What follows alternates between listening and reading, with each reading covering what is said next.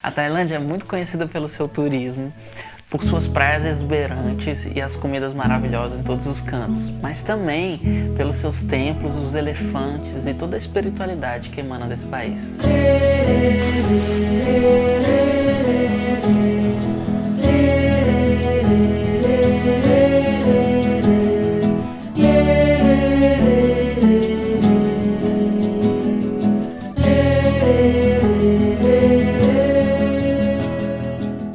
Tinha decidido voltar para a Tailândia para estudar a massagem tailandesa. O que a gente não sabia é que os conhecimentos, tradições, os segredos dessa Tailândia espiritual, que muitas vezes é muito difícil de acessar, estavam prestes a se abrir para a gente como flor. A gente queria estudar massagem tailandesa no norte do país, mas a gente ainda não sabia exatamente aonde. Por acaso, o nosso professor de yoga estava em Bangkok no mesmo dia que a gente e foi encontrar a gente no show do Lucas. E quando a gente contou para ele do nosso desejo de estudar no norte a massagem tailandesa, ele falou assim: eu sei o cara para vocês. E foi assim, por acaso, que nós chegamos no mestre Pichest. Namo Shivago Siddhasa Aham Karuniko Saprasatana. O Pichest é um ex-monge que trabalhou com massagem a vida inteira. Ele fez tanta massagem que um dia ele se machucou. Com isso ele inventou um método diferente, que utiliza todo o corpo de maneira que não prejudica a pessoa que está fazendo a massagem. Isso é muito comum os massagistas, com o tempo, acabarem criando muitas tensões e muitos problemas, porque eles estão o tempo inteiro fazendo massagem em outras pessoas e colocando tensão, colocando força. Tudo que é feito no método do Pichest é pensando que tem que ser bom para você, quem está dando a massagem. Então ele diz o tempo inteiro assim: se é bom para você, é bom para o outro. Se não é bom para você, não é bom para o outro. Isso é lindo, né? Hoje em dia, o Pichest é uma das maiores referências vivas da massagem tailandesa.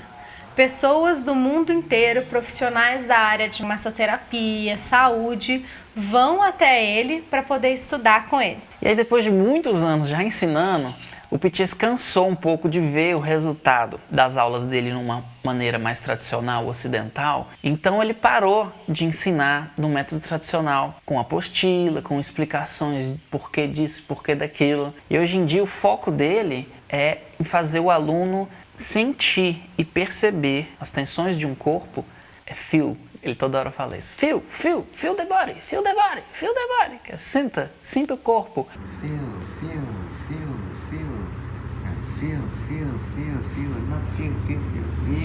love. Veja, escuta, ouça, percebe no tato da mão, o tato da perna, o tato do joelho, o tato do corpo inteiro. Headache. Essa era a forma que ele dizia que nós, ocidentais, racionalizamos os processos ao invés de conectar com o coração e desenvolver a intuição. Nos primeiros dias eu fiquei puto, desesperado, queria ir embora. Falei, porra, eu tô pagando isso aqui pra esse cara. A gente voltava do almoço, ele tava dormindo, não entendia nada. E ficava brigando. Só brigava, nem me conhecia, já ficava brigando. Quanto menos você tentar entender e racionalizar o processo, mais você vai aprender com ele e mais você vai curtir e se aprofundar na experiência de estudar e morar com o mestre Pichest. No final das contas, hoje a gente percebe e entende que isso é muito mais profundo, é um trabalho muito mais difícil de ensinar e que a gente aprendeu coisas muito vivas e importantes com ele que a gente não aprenderia num método tradicional.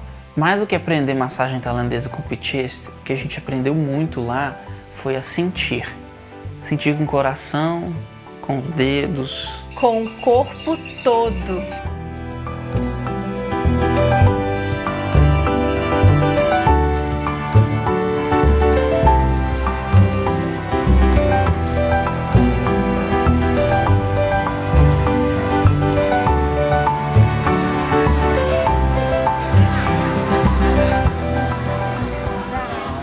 Para a nossa oferenda para o nosso professor de Thai Massagem. O Pichest nos ensinou sobre os rituais, os mantras, as oferendas e tudo em torno da tradição da massagem tailandesa, que faz parte da medicina tradicional tailandesa de origem budista. Fomos aprender mais sobre esse sistema quando fomos convidados a participar do Traditional Thai Medicine Tour, que foi um curso de medicina tradicional tailandesa guiada pelo Sebastian Bruno.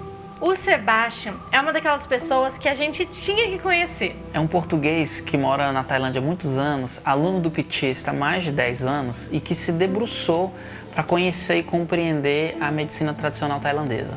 E aí, quando a gente menos percebeu, nós estávamos mergulhados no sistema de medicina tradicional tailandesa. Num lugar lindo com comida vegana deliciosa, o Maladara.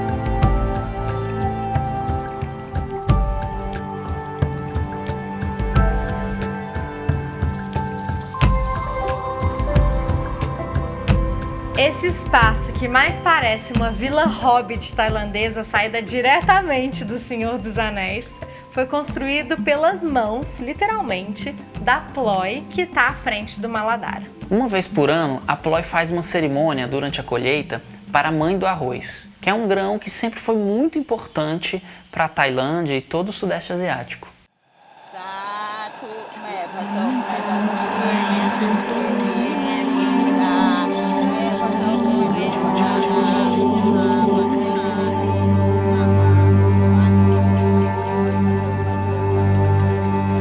Maple soap maple si Ming ma kwan ma Ehi mama Yak hai mẹ ma Ming ma kwan ma Ehi mama รีบกลับบ้านนาขอให้แม่จงมาอยู่หัวไรปลายนารีบกลับบ้านมาเถอะแม่เอ้ยขอให้แม่จงมา Depois do ritual, no meio da noite, eu acordei escutando uma voz. A gente estava dormindo num quarto no meio dos arrozais. E no primeiro momento eu fiquei com medo. E eu ia chamar o Lucas e acordar ele, porque o que era aquela voz cantando no meio da madrugada, atravessando os arrozais? E aí nisso, algo sussurrou no meu ouvido e disse: está tudo bem, é a mãe do arroz passando. Essa experiência da Lola e tudo que a gente estava vivendo, a tradicional medicina da Tailândia, que é muito conectada com os 5 elementos da natureza, nos fez conectar muito com os nossos ciclos internos e externos. Durante os 10 dias de retiro, nós fizemos visitas a mestres, professores e médicos para estudar cada pilar desse sistema. Um deles foi o Arjanit Kampai, que faz Sakyan. A gente acabou de chegar aqui no Arjan. Ele é um tatuador de Sakyan, que são os desenhos sagrados da Tailândia. E eles falam pouquíssimo inglês, se não nada. A recomendação dele é a gente fazer primeiro a Five Lines, que é um dos desenhos mais famosos. E aí, a partir disso, escolher outros para meio que combinar. Então, cada desenho é feito de spells, de magias, de símbolos. É muito detalhado, então não é uma coisa que você facilmente vai descobrir o que significa, porque como. Um desenho aqui a gente acabou de perguntar e os símbolos são do Camboja, então vamos ver o que vai acontecer. As Sakyan são geometrias sagradas que fazem parte de um conjunto de tratamentos com o objetivo de cura e proteção. A Lola estava doida para fazer uma Sakyan. Eu fui só mais para acompanhar e ver como é que era. Mas fazendo minha primeira tatuagem na vida. E já vai ser uma Sakyan. E a que eu vou fazer são as 5 linhas. Cada linha representa uma coisa e também são 5 elementos. Enquanto ele faz uma oração, reza, né, mantras budistas. E eu vou estar aqui também em prece.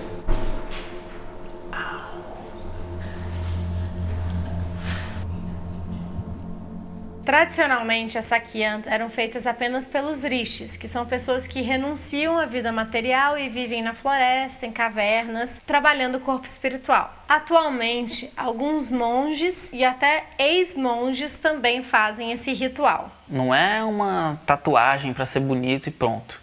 É um símbolo de proteção que é ativado com mantras, com feitiços, usando elementos da natureza e com ativação da geometria no final.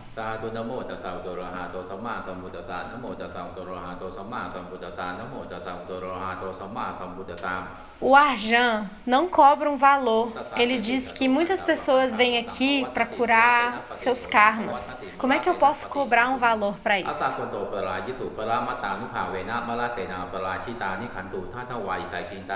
O desenho é sugerido e escolhido pelo Arjan. A primeira foi rápida, tranquila, tudo mágico. E aí, enquanto o Lucas foi fazendo a dele, eu fiquei com uma vontade de quero mais. Gente, tô aqui nesse lugar lindo, na Tailândia. Quero fazer outra. Pra quê? Na hora que ele fez o primeiro POC, eu senti uma dor, que eu falei, eu não vou dar conta. O processo inteiro foi muito, muito, muito difícil pra mim. E olha que eu tenho várias tatuagens. O Lucas tinha que me segurar, eu suava frio.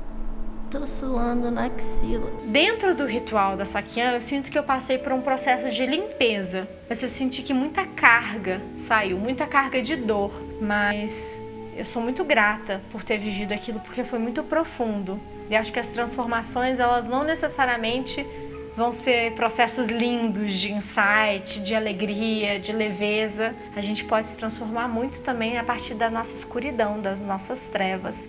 E foi um processo de trevas para mim, bem forte, bem potente e bem transformador. Em toda a história da Tailândia, o elefante, ou Chang em tailandês, esteve presente e foi muito importante. Para os tailandeses, o elefante é considerado um animal sagrado, símbolo de prosperidade e bem-estar. Só que elefante não é um animal domesticável. Para ser domesticado, o elefante precisa basicamente sofrer, passando fome, dias sem beber água, e assim, dessa forma, ele começa a respeitar um ser humano. Os bebezinhos elefantes são separados da mãe e são colocados numa caixinha. Ai, fico triste com essas coisas. Os santuários de elefantes são iniciativas para resgatar e cuidar de elefantes com histórico de abuso de maus tratos, por conta do turismo ou outros mercados, mas principalmente o turismo. E a gente foi conhecer um santuário.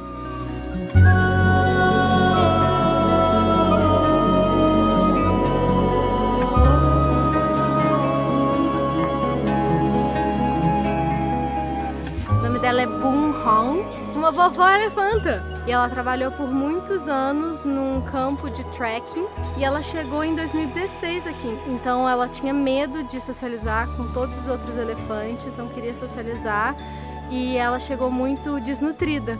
Mas agora ela tá nutrida e como ela é velhinha, ela não tem dente mais, então o melão, a melancia já é sem casca para ela e ela adora melancia, banana e papaya. A vovó elefanta sabe do que é bom, né? Boon Hong. Esse é o arroto mais lindo que eu já ouvi na minha vida. Que animais mágicos, que animais perfeitos, donos da terra. Quanto esses animais não viram de história. Esses animais que estão aqui há muito mais tempo do que a gente, eles não esquecem nada que acontece na vida deles. Por isso que existe esse termo memória de elefante. Imagina o quanto esses elefantes já não viram. Você entende tudo quando você vê uma coisa maravilhosa dessas. E não adianta ver no Nat Geo, não adianta ver na foto, não adianta ver no YouTube. É completamente diferente. A gente acha que é igual, mas não é não. Dá pra entender por que eles são animais sagrados. Foi muito bonito estar lá com eles. À medida que o dia foi passando e as atividades iam acontecendo, a gente começou a perceber que muitas vezes o turista era mais importante do que o elefante na interação. Os elefantes que chegam nesse lugar, antes deles chegarem lá, eles foram treinados à base da dor. principalmente com um objeto que tem uma ponta, que machuca, né? Então, nesse lugar, eles usam esse objeto sem a ponta, eles mostram pra gente, a ponta não machuca, eles mostram essa ponta e o elefante já tem uma memória, né, eterna, então ele vê aquele objeto e ele acaba obedecendo. O que aconteceu foi que quando a gente viu esses elefantes indo pra lama, e um elefante que não queria ir pra lama, eles mostravam esse objeto para ele ir e empurravam o elefante com a mão. A gente sabe que ali tem um cuidado muito maior do que se os elefantes não estivessem ali. Ainda assim, fica uma coisa forçada do elefante ter que viver uma rotina todos os dias para responder à demanda turística. Nesse momento a gente percebeu que esse e muitos outros santuários se tornaram, na verdade, um novo zoológico dessa nova era. Melhorou, mas ainda assim estão explorando os animais. Precisa melhorar mais.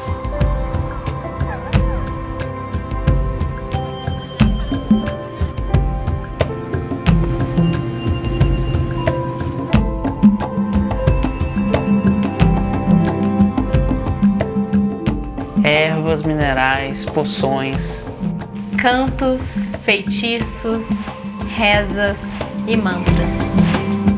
óleos, pomadas, massagem, Geometrias, amuletos, talismãs.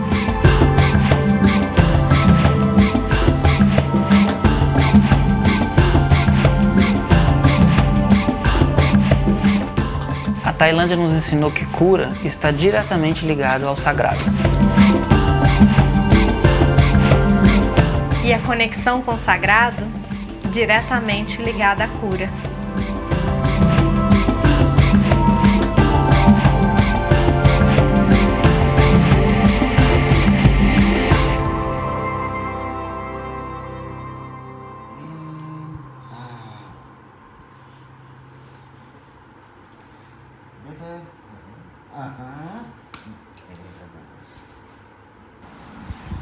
Cái đẹp. How to do? Poke. Okay. Because like acid. And then the acid moving. Like protection. Also. More. Okay. And then do protect. Super okay.